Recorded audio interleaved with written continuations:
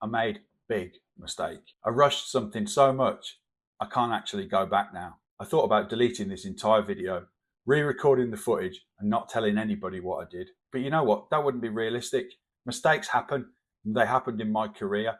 So what I've decided to do is show you the entire video as it was up until the point in which I had to quit. So here we go. This is my big mistake video. Let me know in the comments what you think. Sometimes I just don't get it right. This is the HP ML350 server I bought off eBay for 50 quid. It's had a fan failure, system board replacement, hard disk failure, and when I started it up, it was full of data from a company that doesn't exist anymore. In this episode, we're going to take a look at the DAT72 tape drive, what it takes to get that working. We're going to install Veritas Backup Exec, the software I used to use for backing up servers, and we're going to go for a backup. Here we are, the DDS tape drive. Now in this system here, someone's actually made a bit of an investment. They've got a DDS72 drive, which was pretty nice around 2005, 2006. I used to deal with a lot of DDS3 and even back some DDS2 drives.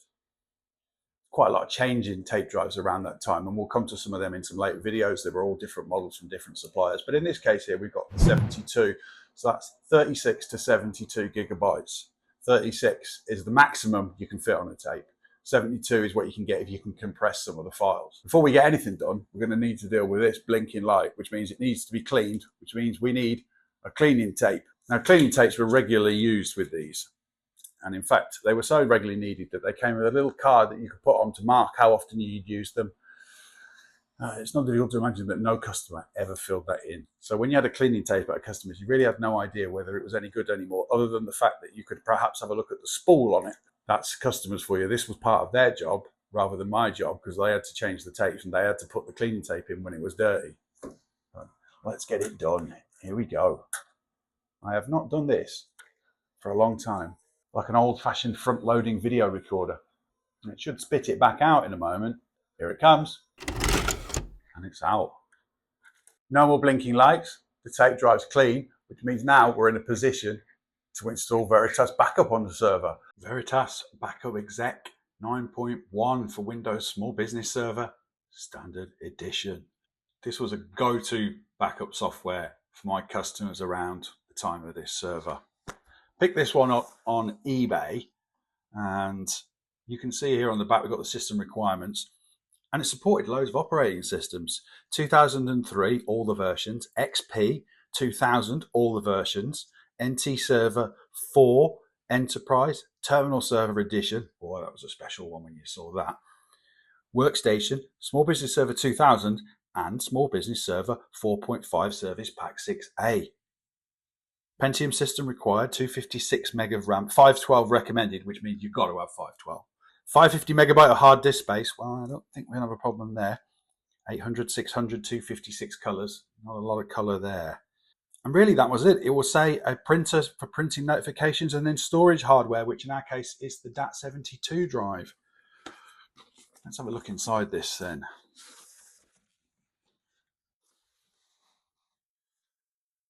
Free e-learning. I don't think anybody took that one up. Okay, media kits. What did you get?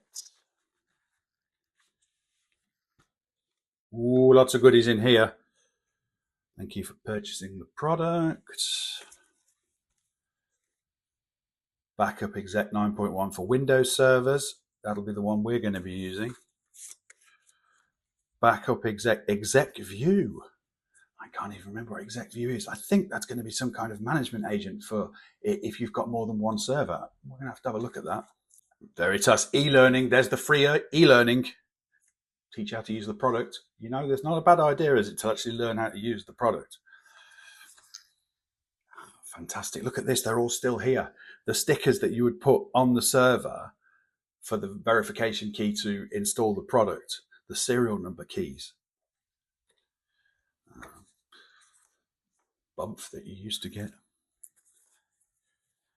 License agreement. Ooh, those days are long gone on paper, not anymore. Advertising for other things that they've got. Storage Central. Ooh, what are they advertising here? Powerful resource management solution to help you reclaim storage. I don't think I ever used that either. Very much I would dig into the product. A manual! Look at that! A proper printed manual. Disappointingly in multiple languages, so it would appear that the only part that really matters here is a quick installation. Got 1, 2, 3, 4, 5, 6, 7, 8, 9, 10 pages, and that's your lot. Oh, fabulous. So let's get it installed. Time to do my old job again. Been a while since I installed Veritas, and as we saw earlier on, there is a manual to follow. However, nobody ever did that. Even though the expression in the IT industry is RTFM, which stands for read the manual, nobody ever did. Is this not going to autoplay here, or is this being very slow at autoplaying? Let's see. Yeah, we've already had that come up, right? So this is another example of where I'm not being patient. Is it running? Is it not running? This would often happen in IT. You weren't sure whether something's running or not running. So I'm going to bring up Task Manager, and then you can sort of see if it is or it isn't. And I'm going to say it isn't running from the look of that. Let's go again. Do we get any more luck this time? Yes. Backup Exec. You out of the way. View the README. I don't think so. Let's get going. CD spinning. It installs drivers that are incompatible with this version of Windows. This is because we've got Windows 2003 64-bit. I'm going to go for it anyway. You watch me find out now that 64-bit isn't supported, and it should have been 32-bit that I installed, and I installed 64-bit because you're so used to doing 64-bit stuff now that you don't think about 32 anymore, which means possibly I've already lost my job. It's a bad start to the week for me. You could install here to another server, and you could put the administrator console on, which I did on some customers where I had multiple servers. We've only got one here.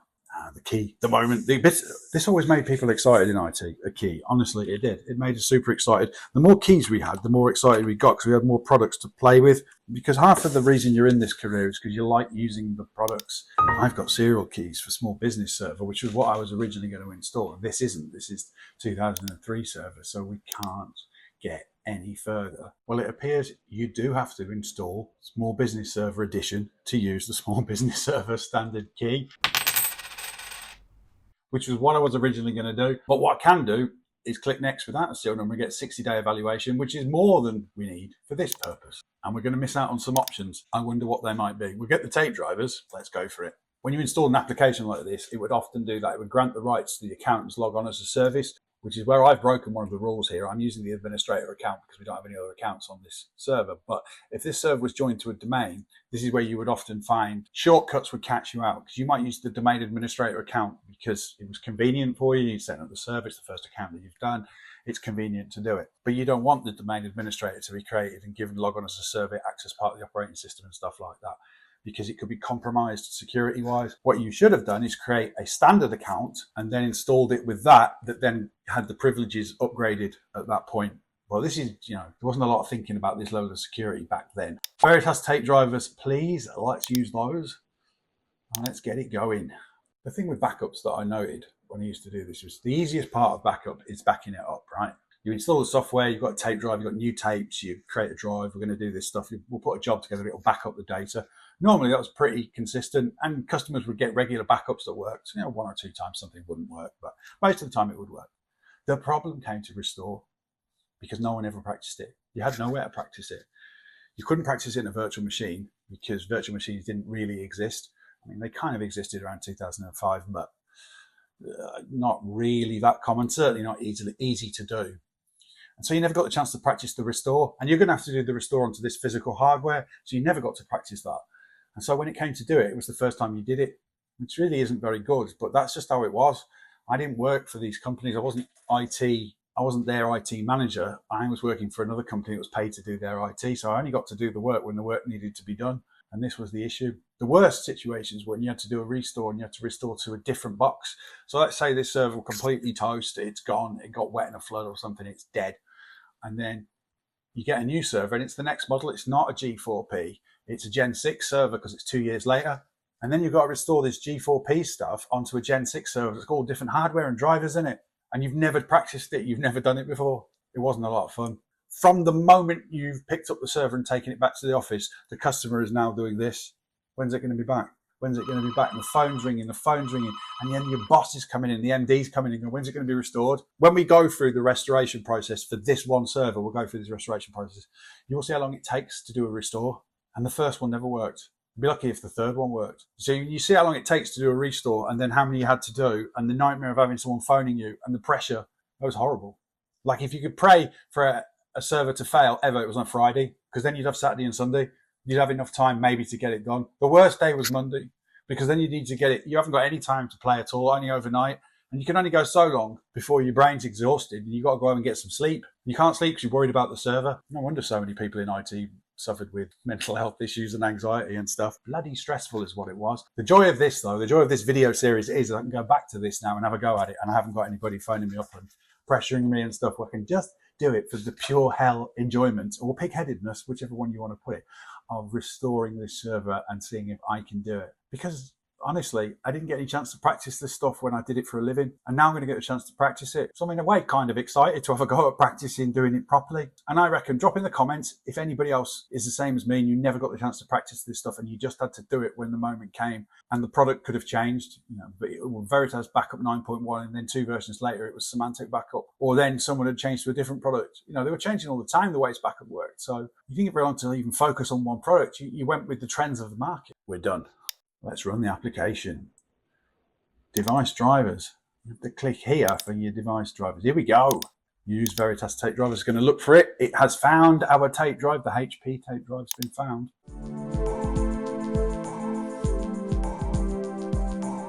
Back up to disk folders. This was early doors for this kind of stuff. You could back up to a folder, i.e. a USB disk. I'm not going to touch that now, but I might do. Could do a test of tape drive versus USB backup speed. Intelligent disaster recovery options. Not now. Log on account wizard. Yes, we'll have that one. Select an existing account. Devices. Standalone drives. None. We're going to have a look at the device manager. Is this our tape drive? It is. No drivers. No drivers for our tape drive. That's what the problem is. Let's try again. Use Veritas drivers. Use plug and play drivers. There it is, yeah. SCSI ID 3, yeah, it's found it. Updating it, yeah.